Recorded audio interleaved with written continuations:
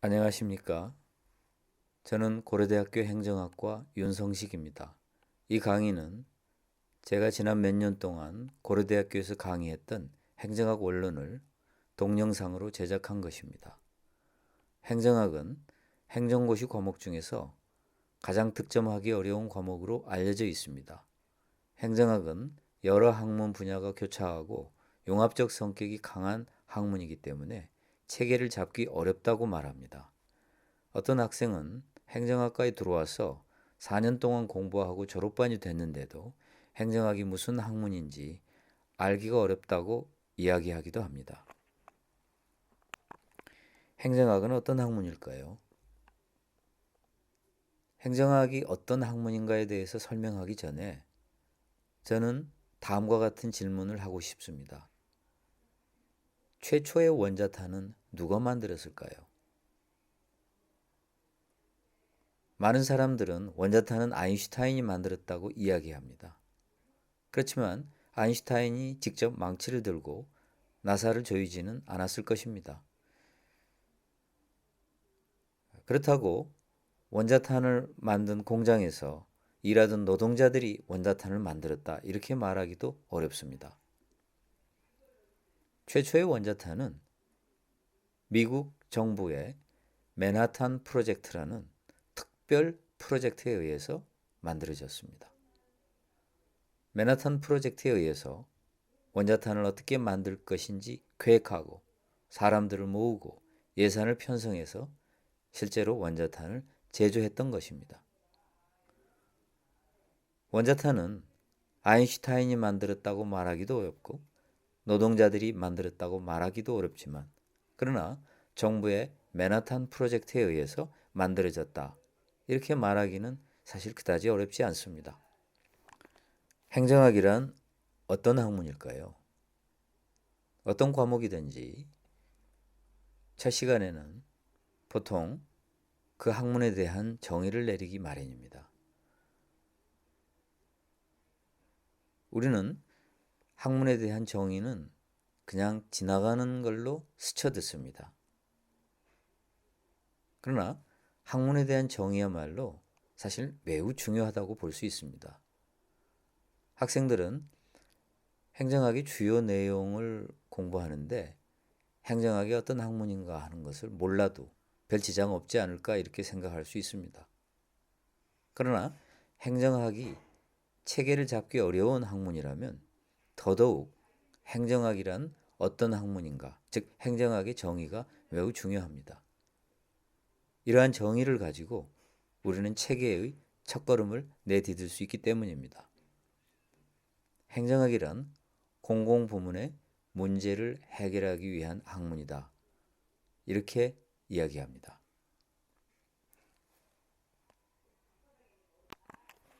우리는 여러 가지 공공부문의 문제에 직면합니다. 북한의 위협이 있으면 어떻게 해야 될까요? 북한의 위협에 대처하기 위한 여러 가지 군사적인 방법을 강구해야 할 것입니다. 메리스라는 전염병이 퍼지면 어떻게 해야 될까요? 전염병을 예방하고 이미 전염된 사람들을 잘 치료하는 게 중요할 것입니다. 빈부의 격차가 심하다면 우리는 복지를 생각합니다.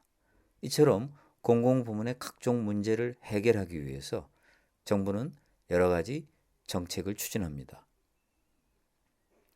행정학을 공공부문의 문제를 해결하기 위한 학문으로 정의한다면 공공부문의 문제를 해결하기 위해서 우리는 기준이 필요하다는 것을 생각해 볼 수 있습니다. 즉, 어떤 기준에 의해서 우리는 문제를 해결해야 될까요? 문제를 해결하기 위해서는 우리는 좋은 세상, 좋은 사회가 무엇인가 하는 것을 먼저 알아야 합니다. 좋은 사회, 즉 영어로 good society라는 단어를 기억하라고 권하고 싶습니다. good society, 좋은 사회를 만들기 위해서 우리는 문제를 특정 방법으로 해결하고자 합니다.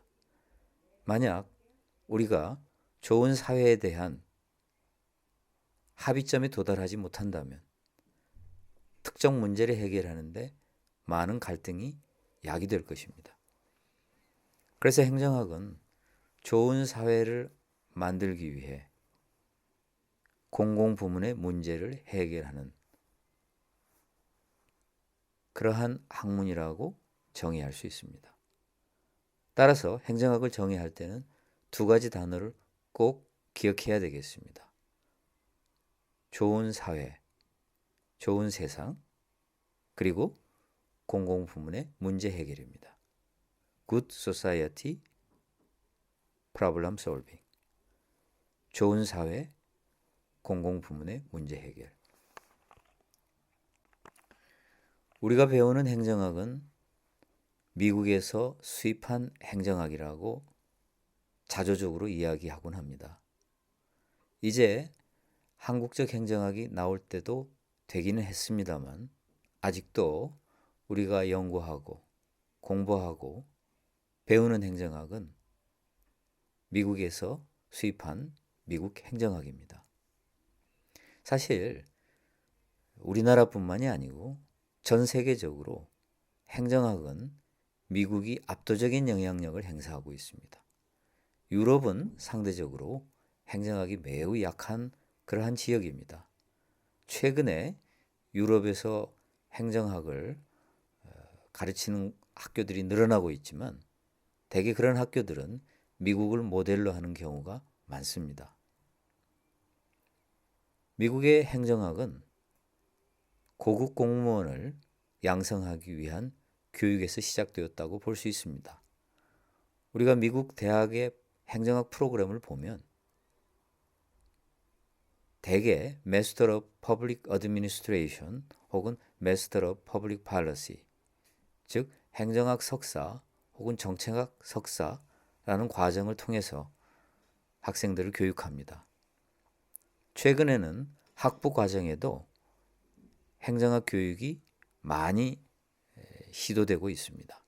그러나 지금까지 주류는 석사 과정에서 행정학도들을 교육시켜서 고급 공무원으로 내보내는 것이 행정학 교육의 가장 큰 임무였습니다.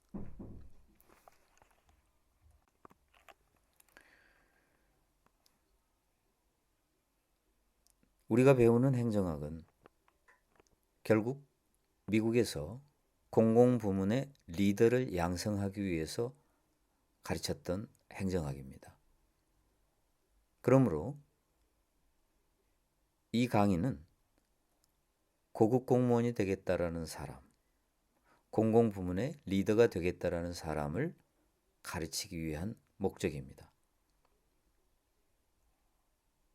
공공부문의 리더란 사실 꼭 고급 공무원만을 의미하지는 않습니다.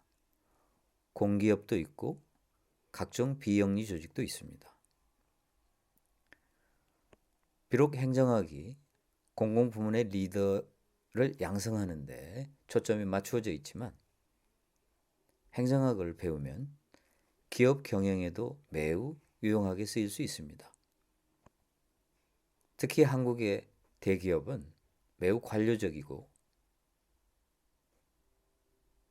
또 미국 경영학이 맞지 않는 그러한 환경을 가지고 있기 때문에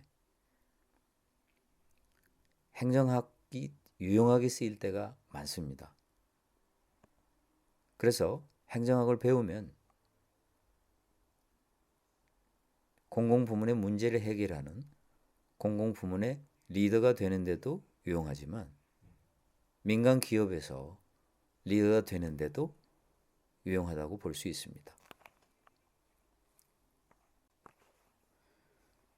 행정학의 체계를 잡기 위해서 이 과목에서는 두 개의 축을 제시합니다. 하나는 정책, 또 하나는 관리입니다.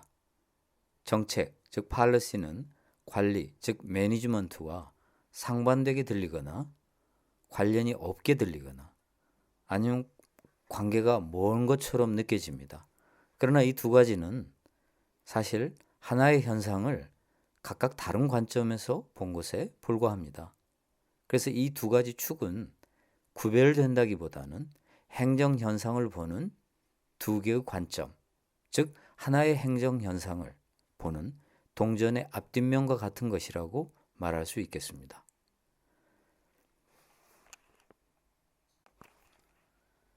행정학은 사회과학입니다.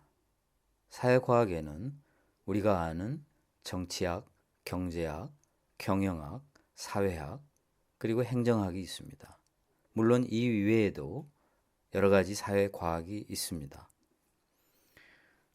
사회과학을 공부하려면 무엇이 필요할까요?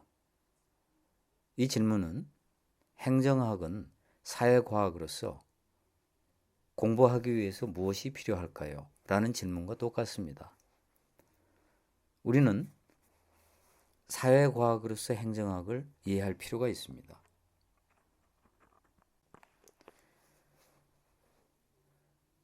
행정학을 연구하기 위해서는 무엇보다도 인간관이 바로 확립되어 있어야만 합니다. 인간관이 바로 확립되어 있어야 한다라는 말은 마치 우리가 도덕이나 윤리적 관점을 가져야 한다라는 말처럼 들립니다. 그러나 인간관이란, 여기서 말하는 인간이란 어떠한 존재이며 어떻게 생각하고 어떻게 의사결정하고 어떻게 행동하는가에 대한 바른 관점, 바른 생각, 과학에 기초한 올바른 견해를 말합니다. 우리는 인간에 대한 많은 과학적 연구를 최근에 접하고 있습니다. 인간이란 합리적인가? 인간이란 감성적인가? 인간이란 이성적인가? 이러한 관점은 우리에게 매우 중요합니다. 인간은 끊임없이 거짓말을 하려고 하는 존재인가? 아니면 인간은 선한 존재인가? 우리가 어떤 관점을 가지느냐에 따라서 행정학적인 학문 연구도 달라질 수밖에 없습니다. 따라서 사회과학으로서의 행정학을 공부하기 위해서는 무엇보다도 인간관이 제대로 정립되어야만 합니다. 즉 인간이란 어떻게 생각하고 어떻게 결정하고 어떻게 행동하는 존재라는 올바른 견해가 있어야 됩니다. 올바르다는 것은 도덕적인 거나 윤리적인 것이 아니라 과학적으로 타당한, 즉 근거가 있는 견해여야 한다라는 뜻입니다. 왜냐하면 결국 사회과학으로서 행정학은 인간을 다룰 수밖에 없고 인간이 정책을 결정하고 인간이 정책을 집행합니다. 그리고 그 정책의 대상은 인간이 관여되어 있습니다. 두 번째로 사회과학으로서의 행정학은 세계관을 필요로 합니다. 여기서 세계관이란 인간관과 마찬가지로 도덕적이나 윤리적인 그러한 관점을 말하는 것이 아닙니다. 즉 세상은 어떻게 이루어져 있고 어떻게 작동하는가. 말하자면 세상의 법칙에 대해서 우리는 알고 있어야 된다는 것이죠. 세상이 기계적으로 움직이는가? 세상은 불확실한가? 세상은 변화가 많은가? 등등은 매우 중요합니다. 왜냐하면 결국은 우리는 세계 속에서 생각하고 결정하는 그리고 행동하는 인간에 관한 행정학을 배우기 때문입니다. 사회과학은 과연 과학이 될 수 있을까요? 이런 말을 하면은 다들 의아하게 생각할지 모릅니다.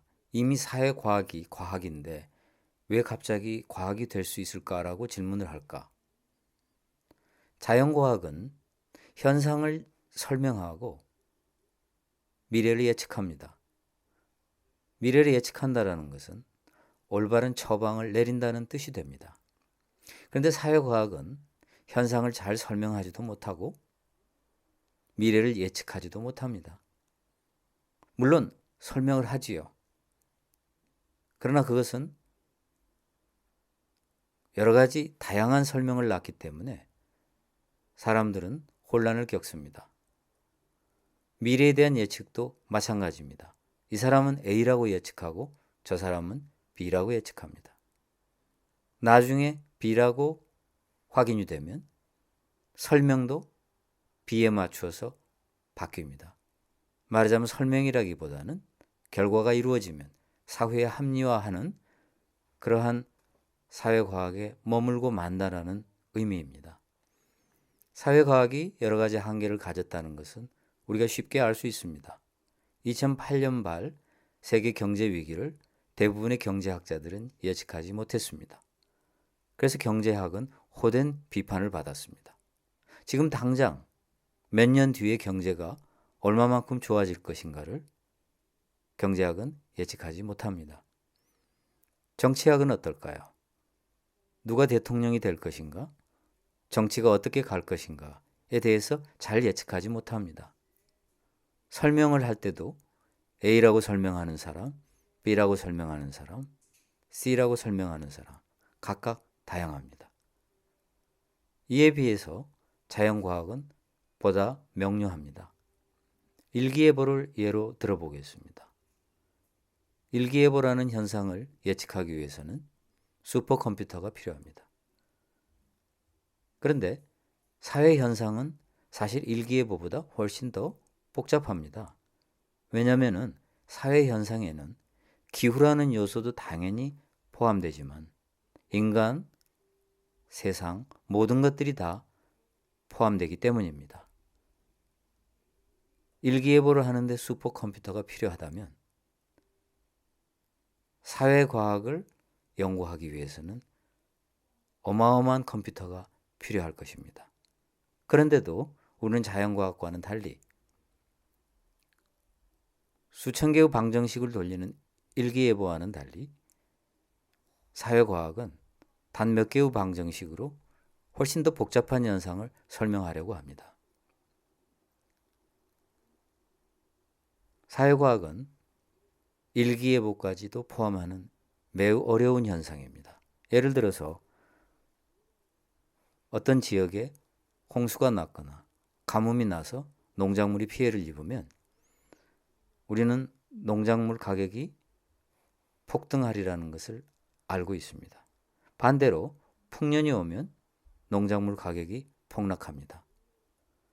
이러한 폭락과 폭등은 사회과학의 현상에 당연히 포함되지요. 그렇다 보면 일기예보보다도 사회과학의 분석 대상인 사회현상은 훨씬 더 복잡할 수밖에 없습니다. 그런데도 불구하고 자연과학의 방법론을 흉내내기만 할 뿐 진정한 자연과학적인 방법을 사용하지 않기 때문에 사회과학은 과학으로서의 성격을 갖기는 매우 어려운 근본적인 한계를 가지고 있습니다. 그렇다고 해서 사회과학이 유용성이 전혀 없는 것은 아닙니다. 비록 현상을 설명하고 미래를 예측하는 데 한계가 있는 것은 사실이지만 우리에게 여러 가지 유용한 조언을 하고 미래를 설계하는 데 도움을 줍니다. 사회과학의 한계를 극복하기 위해서는 무엇이 필요할까요? 사회과학으로서의 행정학이 갖는 한계를 극복하기 위해서 무엇이 필요할까요? 첫째, 역사가 매우 중요합니다. 행정학은 실험을 할 수가 없습니다. 거의 대부분의 경우 행정학에 있어서 실험이란 불가능한 것이나 마찬가지입니다. 그러나 역사는 수많은 행정학의 실험으로 이루어져 있습니다. 우리는 A라는 정책을 실험해보고 B라는 정책을 실험해보고 C라는 정책을 실험할 수는 없지만 A라는 정책을 실험한 역사적 사건을 분석하고 B라는 정책을 실험한 역사적 사건을 분석하고 C라는 정책을 실행한 역사적 사건을 분석하면 세 가지 종류의 실험을 한 것이나 마찬가지인 결과를 얻게 됩니다. 그래서 역사 연구가 중요합니다. 두 번째는 철학이 중요합니다. 행정학의 많은 의사결정은 과학적인 근거에 의해서만 이루어지기는 어렵습니다. 과학은 제한적인 정보만을 제공해 줄 뿐입니다. 그런데도 우리가 선택을 해야 할 때는 우리는 가치관이 중요함을 알 수 있습니다. 우리가 결정을 할 때는 과학이 아닌 자신이 어떤 가치관을 가지고 있는가에 따라서 결정할 때가 많습니다. 그렇기 때문에 철학이 중요합니다. 세 번째로는 문학적 상상력도 중요합니다. 과학으로서의 행정학이 미래 예측의 한계를 갖는다면 문학적 상상력이 그 한계를 극복하는 데 도움을 줄 수 있을 것입니다. 과학적 예측이 어렵다면 문학적 상상력이 예측을 할 수 있을 테니까요.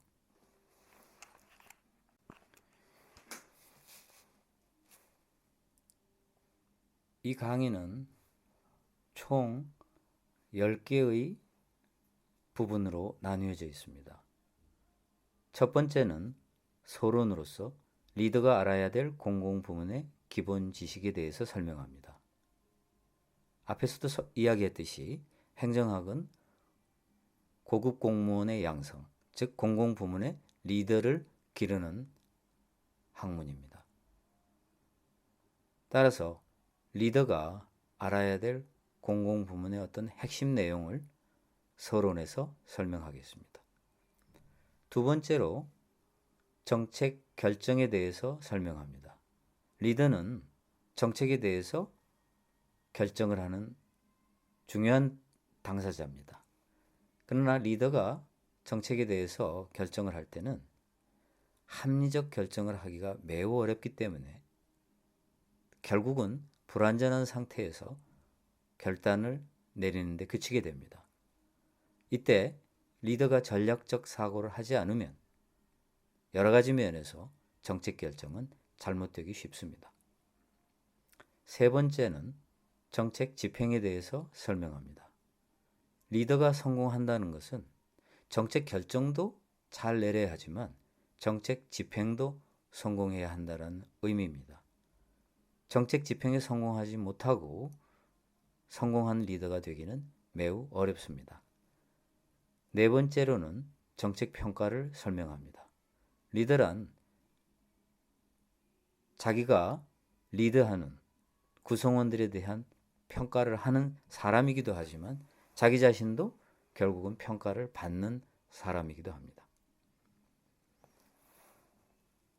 다섯 번째는 관리의 측면입니다. 앞에 정책 결정, 집행, 평가는 정책의 측면이었다면 이제 다섯 번째, 여섯 번째, 일곱 번째, 여덟 번째, 아홉 번째는 그리고 열 번째는 모두 관리의 측면에서 행정현상을 설명합니다. 우리는 행정학을 정책과 관리를 하는 두 축으로 나누어서 공부하기로 했습니다. 먼저 정책이라고 하는 축을 공부하고 그 다음에 관리라는 축을 공부합니다. 관리라고 하는 축은 제일 먼저 조직 설계부터 설명합니다. 리더는 어떤 목적의식을 가지고 조직을 설계하는 사람입니다. 이미 설계된 조직이라고 하더라도 리더는 조직을 다시 재설계할 수 있습니다. 리더가 조직을 설계하지 않는다면 조직이 오히려 리더에게 영향을 미치고 리더의 행동을 제약합니다. 리더가 진정한 리더라면 자기가 하고자 하는 일을 위해서 조직을 설계하고 재설계해야 할 것입니다. 여섯 번째는 관리의 또 다른 중요한 내용인 동기부여와 리더십에 대해서 설명합니다. 리더란 동기를 부여해서 최선을 다하게 만드는 사람입니다. 이것처럼 중요한 것이 없습니다.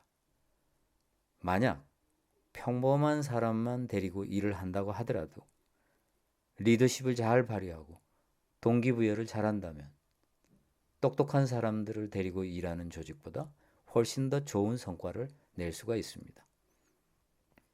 일곱 번째, 관리의 또 중요한 내용인 조직 문화를 설명합니다.